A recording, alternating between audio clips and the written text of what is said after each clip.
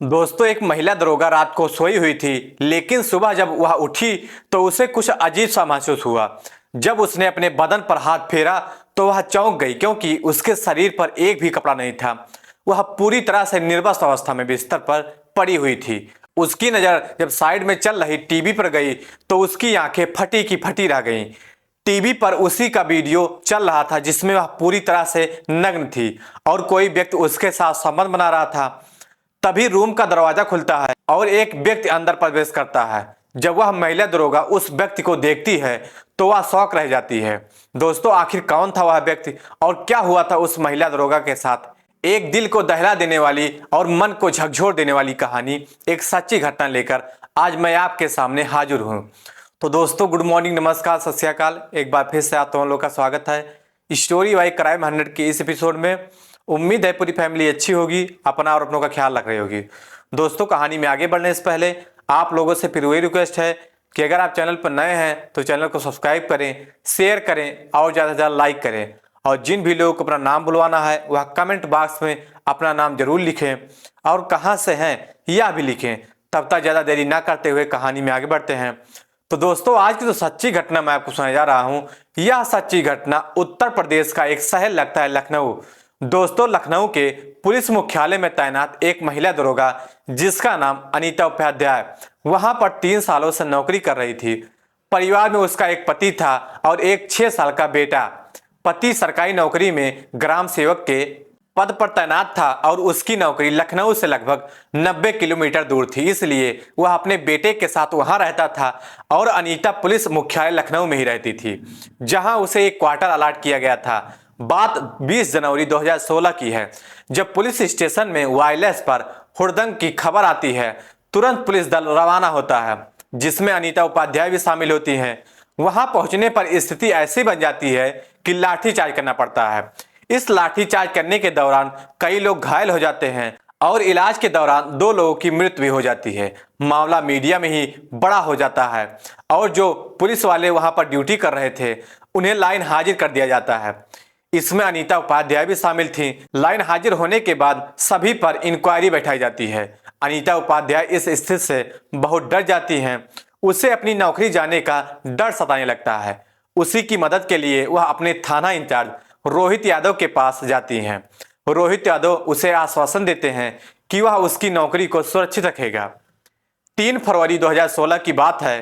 शाम हो जाती है। शाम को रोहित यादव अनीता को फोन करता है और कहता है कि उसके केस के सिलसिले में कुछ चर्चा करनी है। वह उसे अपने क्वार्टर बुलाता है। अनीता तुरंत राजी हो जाती है और आधे घंटे के अंदर वहां पहुंच जाती है।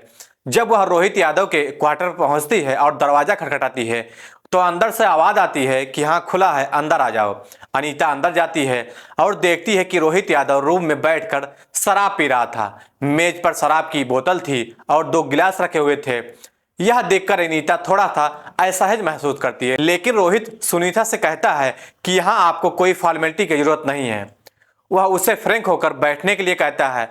अनीता सोफे पर बैठ जाती है और पूछती है कि कैसे बुलाना हुआ। रोहित कहता है कि उसने ऊपर बात कर ली है और उसे टेंशन लेने की जरूरत नहीं है, उसकी नौकरी सुरक्षित रहेगी। अनीता उसे धन्यवाद कहती है। इसी दौरान रोहित उसके लिए भी गिलास में शराब डालकर उसे देने की पेशकश करता है। अनीता संकोच करती है, लेकिन रोहित उस पर जोर डालता है। पुलिस महकमे में कहता है कि 80 साल से ज्यादा उम्र के लोग शराब पीते हैं। यह जानकर अनीता मजबूर हो जाती है और शराब पीने के लिए तैयार हो जाती है। पैग लेते हुए अनीता और रोहित के बीच बातचीत होती है। रोहित उसे फ्रैंक होने की कोशिश करता है और पूछता है कि उसके परिवार में कौन कौन रहता है और वह क्या क्या करते हैं। अनीता बताती है कि उसका परिवार लखनऊ से 90 किलोमीटर दूर रहता है। रोहित भी बताता है कि उसका परिवार कानपुर में रहता है और वह यहाँ अकेला ही रहता है। इस प्रकार बातचीत का सिलसिला शुरू होता है। अनीता अब तक 3 पैक शराब पी चुकी थी और नशे में आ चुकी थी। इसी मौके का फायदा उठाकर रोहित अपनी जगह से उठता है और अनीता के करीब जाकर बैठ जाता है। अनीता थोड़ी सी संकुचा जाती है। रोहित उसके कंधे पर हाथ फेरता है और सहलाने लगता है। अनीता को समझ नहीं आता कि कैसे प्रतिक्रिया दे या कैसे मना करें, क्योंकि वह मजबूरी में भी फंसी हुई थी और शराब का नशा भी चढ़ा हुआ था। पति से दूर रहने के कारण अनीता के भी कदम हल्के हल्के बहकने लगे थे। फिर भी वह रोहित को रोकने की कोशिश कर रही थी, लेकिन रोहित उस पर प्रेशर डालता चला जा रहा था। रोहित उसे समझाता है कि यहाँ पर उसके अलावा कोई नहीं है और यह बात किसी को पता भी नहीं चलेगी। धीरे धीरे अनीता भी उसके बातों में आ जाती है। एक एक कर और पैक चलते हैं और फिर रोहित यादव अनीता को लेकर अपने बेडरूम में चला जाता है। वहां उसे निर्वस्त्र कर, खुद भी निर्वस्त्र होकर वह उसके साथ शारीरिक संबंध बनाता है। अनीता इस समय पूरी तरह से नशे में थी और बेहोशी में रोहित का साथ दे रही थी। पूरी रात यह सिलसिला चलता रहता है और दोनों कब सो गए उन्हें पता भी नहीं चला। सुबह जब अनीता की आंखें खुलती हैं तो अपने आप को निर्वस्त्र अवस्था में बेड पर पाती है। उसे याद आने लगता है कि रात को क्या हुआ था। उसे खुद पर बहुत ज्यादा पछतावा होता है कि उसने यह क्या कर डाला है। अगर वह होश में होती तो कभी ऐसा नहीं करती, लेकिन असली झटका तो अब लगने वाला था। अनीता जब पलट कर देखती है तो दीवार पर लगी एलसीडी लगा हुआ होता है। जब वह वीडियो देखती है तो हैरान रह जाती है। वीडियो में वह खुद नजर आ रही थी और रोहित यादव उसके साथ संबंध बना रहा था। उसने सब कुछ रिकॉर्ड कर लिया था।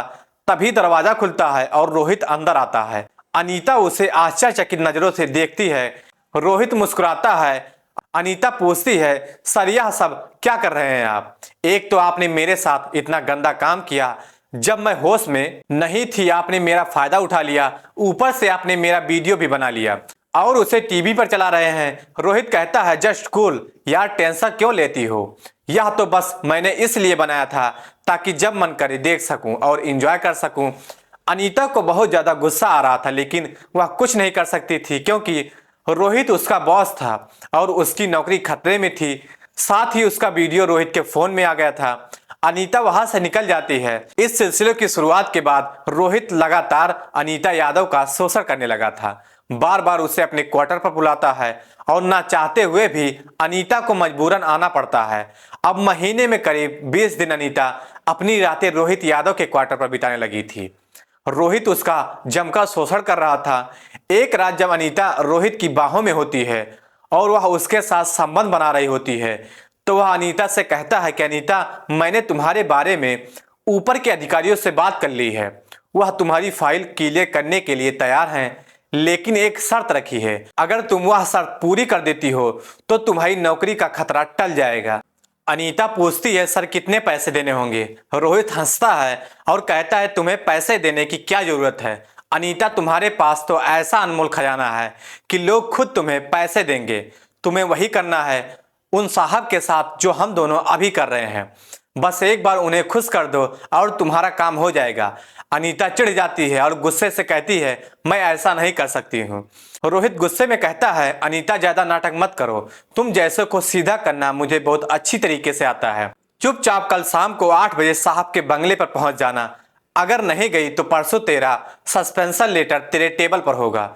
मजबूरी में अनीता को अगली रात उस वरिष्ठ अधिकारी के साथ उसके बिस्तर में बितानी पड़ती है। अब यह सिलसिला शुरू हो गया था, कभी इस अधिकारी के साथ तो कभी उस अधिकारी के साथ। रोहित यादव ने अनीता को 4 से 5 वरिष्ठ अधिकारियों के साथ सोने के लिए मजबूर किया था। इसके बावजूद एक दिन अनीता का सस्पेंशन लेटर उसके टेबल पर था। अनीता को इस बात का गहरा धक्का लगा। अनीता गुस्से में रोहित यादव के केबिन में पहुंचती है और सस्पेंशन लेटर उसके टेबल पर फेंक कर चिल्लाने लगती है। उसके चिल्लाने की आवाज सुनकर थाने के लोग चौंक जाते हैं और कान लगाकर सुनने की कोशिश करते हैं। अनीता जोर जोर से चिल्लाकर रोहित से कहती है, तुमने मेरा शोषण किया, मेरे साथ गलत किया और अब मैं सस्पेंड हो गई हूँ। मैं डीजीपी साहब के पास जाकर तुम्हारी और उन अधिकारियों की शिकायत करूंगी। और रोहित भी गुस्से में कहता है, जा तुझे जो करना है कर ले, तेरे पास सबूत क्या है? उल्टा मेरे पास तेरे खिलाफ सबूत है, याद है ना? वह वीडियो। अनीता गुस्से से पैर पटकती हुई वहां से निकल जाती है। थाने में सबको अब पता चल चुका था कि अनीता और रोहित के बीच कुछ गलत चल रहा है। सस्पेंशन के बाद अनीता अपने पति के गांव चली जाती है। 2 दिन बाद रोहित यादव भी छुट्टी लेकर अपने गांव चला जाता है। अनीता को गए हुए 5 दिन ही हुए थे कि एक व्यक्ति थाने में आकर अनीता के बारे में पूछताछ करता है। वह सिपाही से पूछता है कि अनीता जी कहां पर हैं। सिपाही आश्चर्य से पूछता है, आप कौन हैं? वह व्यक्ति कहता है, मैं उसका पति अनिल उपाध्याय हूं। अनीता से 4-5 दिन से मेरी बात नहीं हो रही है। सिपाही चौंक जाता है और बताता है कि अनीता मैडम सस्पेंड हो चुकी हैं और 4 दिन पहले ही वह यहाँ से कहकर गई थी कि वह अपने पति के पास जा रही हैं। अनिल कहता है कि वह उसके पास नहीं आई हैं और उसका फोन बंद भी है। मामला चिंताजनक था। अनिल उपाध्याय थाने के इंचार्ज सुरेंद्र कुलकर्णी से मिलता है और अपनी बात बताता है। सुरेंद्र कुलकर्णी उसे एफआईआर दर्ज करने की सलाह देते हैं। पुलिस अनीता का फोन सर्विलांस पर डालती है और उसका आखिरी लोकेशन कानपुर देहात में मिलता है। वहां पहुंचकर पुलिस को कुछ मिलता भी नहीं है। 2 दिनों के बाद एक सरोवर में पुलिस को एक महिला की लाश मिलती है। अनिल उसे पहचान लेता है कि वह अनीता उपाध्याय है। अब सवाल यह था कि आखिरकार वह कैसे पहुंची। पुलिस जांच में अनीता के कॉल डिटेल निकलवाए जाते हैं।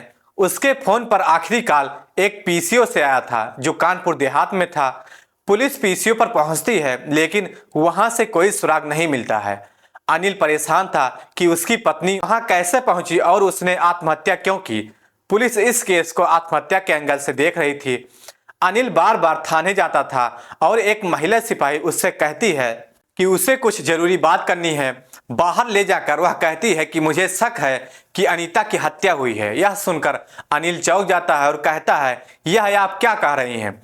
तब वह महिला सिपाही पूरा वाक्य बताती है जो उस दिन पुलिस स्टेशन में घटित हुआ था। जब अनीता रोहित यादव के चेंबर में गई थी और वहां दोनों की बहस और लड़ाई हुई थी, अनिल के भी दिमाग की घंटी बजने लगती है और वह सोचता है कि जरूर अनीता के साथ कुछ गलत हुआ है और उसमें रोहित यादव का हाथ है। अनिल थाने में रोहित यादव के विरुद्ध एफआईआर दर्ज कराना चाहता था कि उसकी पत्नी की हत्या हुई है और हत्या के पीछे रोहित यादव का हाथ है। रोहित यादव एक थानेदार था और उसका प्रभाव और उसका ऊपर तक पकड़ भी था, इसलिए पुलिस एफआईआर लिखने में आनाकानी कर रही थी। जब थाने में कोई मदद नहीं मिलती है तो अनिल, जो खुद भी एक सरकारी कर्मचारी था और कानूनी दांवपेच जानता था, मीडिया में जाता है। मीडिया में मामला जाते ही वरिष्ठ अधिकारियों का ध्यान इस पर जाता है और तुरंत एफआईआर दर्ज करने का आदेश दिया जाता है। पुलिस जांच में अनीता के कॉल डिटेल निकलवाए जाते हैं और अनीता के फोन पर आखिरी कॉल एक पीसीओ से आया था। उस पीसीओ की सीसीटीवी फुटेज की जांच की जाती है और फुटेज में रोहित यादव साफ नजर आता है जो वहां पर फोन कर रहा होता है। टाइमिंग भी मिल जाती है और यह वही समय था जब सुनीता के फोन पर आखिरी कॉल गया था। पुलिस की शक की सुई पूरी तरह से रोहित यादव पर घूम जाती है। रोहित यादव छुट्टी पर अपने गांव में था। पुलिस का एक दल उसे गिरफ्तार करने के लिए रवाना होता है और उसे गिरफ्तार कर थाने में लाया जाता है। पूछताछ के दौरान रोहित यादव पहले तो पुलिस को घुमाने की कोशिश करता है लेकिन अंत में टूट जाता है और सच्चाई बताता है। रोहित यादव बताता है कि अनीता ने उसे फोन कर बताया था कि वह प्रेग्नेंट है और उसके बच्चे की मां बनने वाली है।